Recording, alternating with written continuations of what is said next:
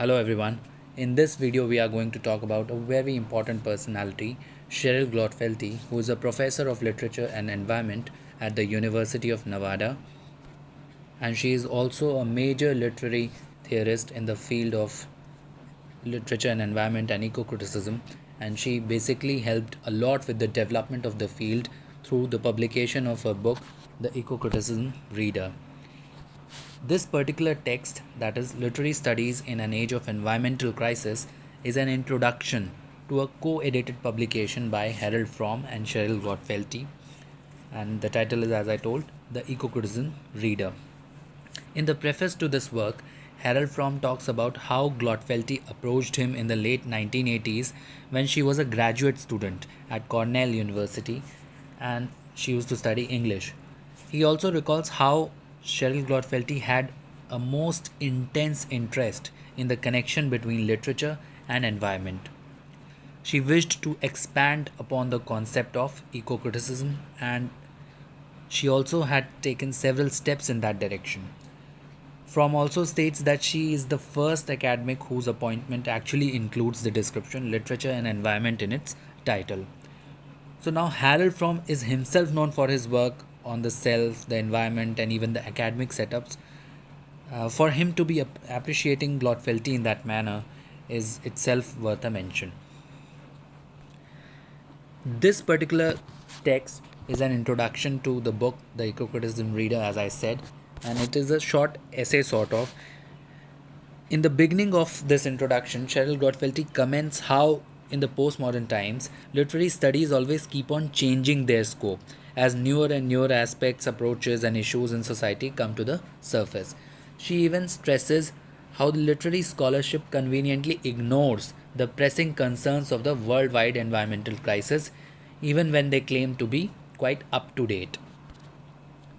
She observes how the major concerns of the literature in 20th century had been race, class, and gender.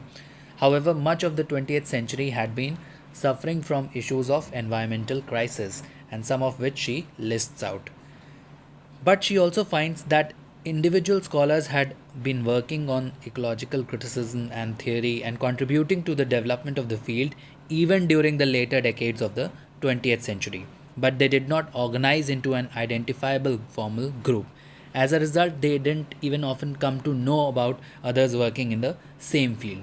Like Elaine Showalter, who has a term for feminist criticism in the wilderness, Glotfelty recognizes these people's efforts to be howling in the wilderness.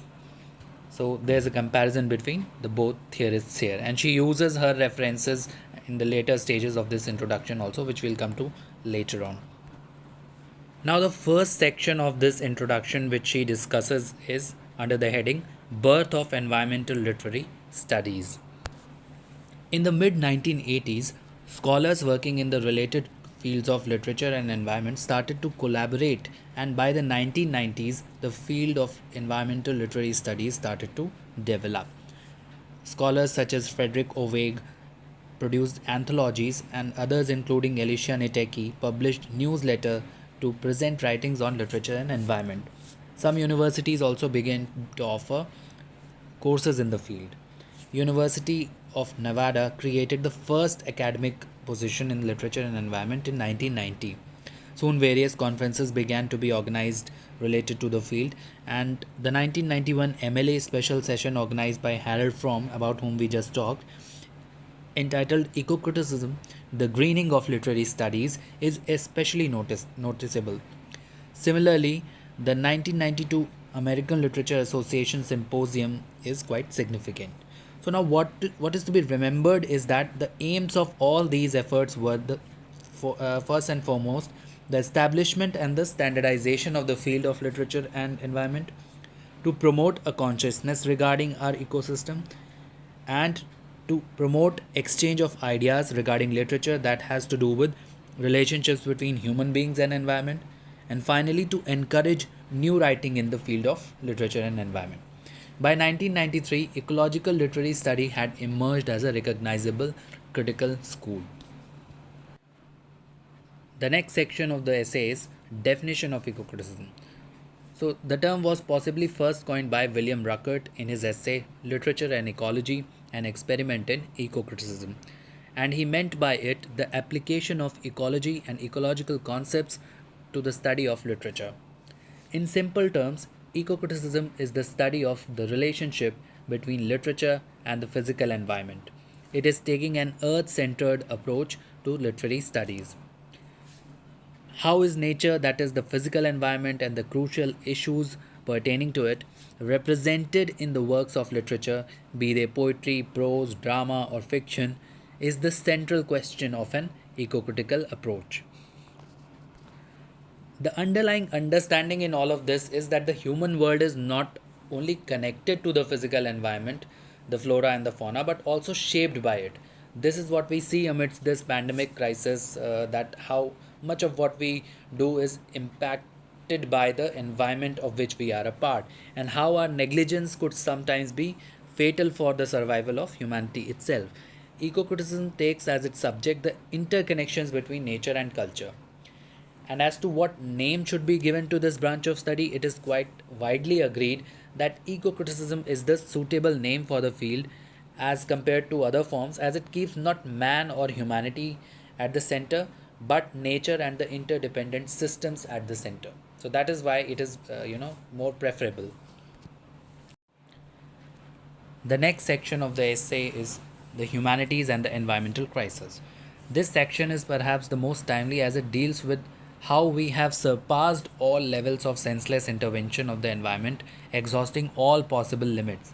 This has caused a danger to our very own survival, and the humanities and the literary studies in particular have a very, very significant role to awaken the consciousness of the society to the threats of this excessive mistreatment of the natural resources. So, this section basically says that we need to create an understanding to reform our human culture and our ethics that impact our environment. History, anthropology, psychology, and philosophy, and even theologians need to find ways to evaluate and then make widely known the relationships between environmental conditions and worldly economics and the human culture. This also involves a revisiting of certain primitive societies and communities to grasp how their value systems promoted a sustainable environment. The next section is the survey of eco-criticism in America. In her survey of eco-criticism in America, Glotfelty makes Elaine Showalter's model of the developmental stages of feminist criticism as a base. As the first stage in feminist criticism centers around the images of women in literature and how they have been stereotyped, silenced, and ignored, so she suggests that in the field of eco criticism, one needs to study how nature is represented in literature, and not just nature but all life forms, even the geographical elements such as animal species, organisms, even cities, rivers, mountains, forests, deserts, all. The second stage in feminist criticism, that of women's literary tradition, considers literary works by women and how they have been received over time. Similarly, in eco criticism, it becomes crucial to note how nature writing has been neglected over centuries and how many literary figures have tried to write nature oriented works of fiction and non fiction. Also, how the environmental conditions of these writers have affected their imagination. And the third and the final stage is the theoretical one, which raises crucial issues regarding gender and sexuality in literary studies. Similarly, in eco criticism, we are concerned with the symbolic construction of species. How has the human been defined by literature to the ultimate ignorance of nature and several other species? This brings us to the next section, the future of eco criticism. Here, Cheryl Glotfelty states that she has many aspirations from the field of eco criticism. That is why she is struggling so hard to establish it as a field. No, that she was struggling back then. Now it is already evolving as a field. It is already environment has challenged us in the most unimaginable ways. We cannot have thought about this a few days ago, and such things are happening with the human world. So nature has really taken a drastic turn, and She hopes that someday, like the feminist criticism, like cultural or racial criticism, it may transform into movements in society and help transform not just the literary profession but the society at large. That is what we ultimately aim at, right? So, when professional positions would be given in literature and environment, various modifications, new introductions in the curriculum, and the canon itself could be made, which will go on to make the students taking such courses more empathetic about the relationship between human beings to nature and about the all encouraging aspects that lead us to thinking about the prevention of an environmental crisis, or that lead us to think about our own relationship with other organisms or other species that inhabit the earth. Also, she hopes that more interdisciplinarity will come up in the field of eco-criticism with time, and international cooperation in this regard shall be highly crucial, which is already happening on the go.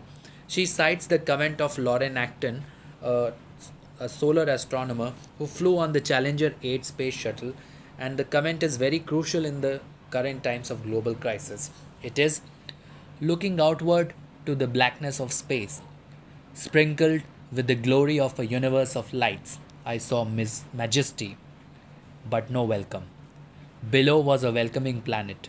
There, contained in the thin, moving, incredibly fragile shell of the biosphere, is everything that is dear to you. All the human drama and comedy. That's where life is. That's where all the good stuff is. So, this is very crucial because you have just one planet and you need to think about ways of conserving it, preserving nature. Otherwise, you have nowhere to go. The solar system may be very grand and very majestic, but it does not welcome human beings. You cannot breathe there. The next section of the essay is about the essays in this collection, which is a survey, a basic survey of the essays included in the eco-criticism reader. And these essays serve to define eco-criticism and establish its boundaries. They aim to provide a scope and history of the field to the beginners. In a nutshell, they trace both the origins of the field and its future prospects. That is what happens in this section that she is discussing. This is the final ultimate section. It has 3 subsections also. Regarding her selections of the essays, she claims that we have chosen what we consider to be works of brilliance, those pieces that open doors of understanding, that switch on a light bulb in the mind, that help the reader to see the world in a new way. So, these essays try to introduce works on eco criticism across communities, genders, places, and genres. She then goes on to state that the book is divided into 3 sections, and I will just briefly sum up the 3 sections and what they are about. The first section is eco theory, which develops a theoretical foundation on which discussions about literary works based on environment may take place. So, it is basically a theoretical reflection on nature and culture. The second section is a bit literary. It is about the studies and representation of nature and in drama and fiction. So, it studies representation of nature in drama and fiction. And the third and the final section focuses on the environmental literature in America, including Native American writing and that of the work of the transcendental writer Thoreau and the others following him in tradition, such as Edward Abbey, John Moore, Aldo Leopold, and others. And female authors were also there, such as Isabella Bird, Mary Austin, Rachel Carson, Annie Dillard, and several others that she mentions in the essay. So, finally, concluding her argument, at one point she talks of the theory part. She says that how theory can be regarded as a science of ecology that can bridge the gap between the ever present distinctions of sciences and the humanities, and also other aspects such as gender and place are taken into her consideration of everything. It is crucial to understand how literature influences both human nature and the external physical environment, our ecosystem, and if literature can offer any explanation of our relationship with other species on the planet, then it would be very fulfilling for us as human race. So she moves on to discussions of fiction and drama and the widespread metaphor of equating land with females or women, like where we say the earth is our mother. Seeing land as the mother indicates how man has been an invasive, dominant intruder on the land as well as the females. How man has dominated women for centuries is equivalent or can be equated to how man has been dominating the natural environment for years and years, for several centuries. So these two core approaches are interrelated. And finally, she closes her argument stating that although the anthropocentric attitudes and the bias that human beings have had, that they are at the center of the ecosystem, although this bias continues, we can still move beyond it to develop an eco consciousness, in the words of Glenn A. Love, that is another writer she cites. So, a previously neglected genre of nature writing is again surfacing up, it is again gaining grounds, and there is a need to revalue nature oriented literature that has come up. So, we go on to study all writers who write in the tradition of nature writing, be it Henry David Thoreau, be it Edward Abbey, John Moore, Isabella Bird, Mary Austin, Rachel Carson, anybody. And finally, the argument closes with the claim that the Bakhtinian approach is the most ideal for eco-criticism, as Mikhail Bakhtin talks much about the systems and relationships embraced by the core hard sciences. And this opens up new dimensions of a field we all know, practical criticism. So this is where the essay concludes. So this is it. Thank you.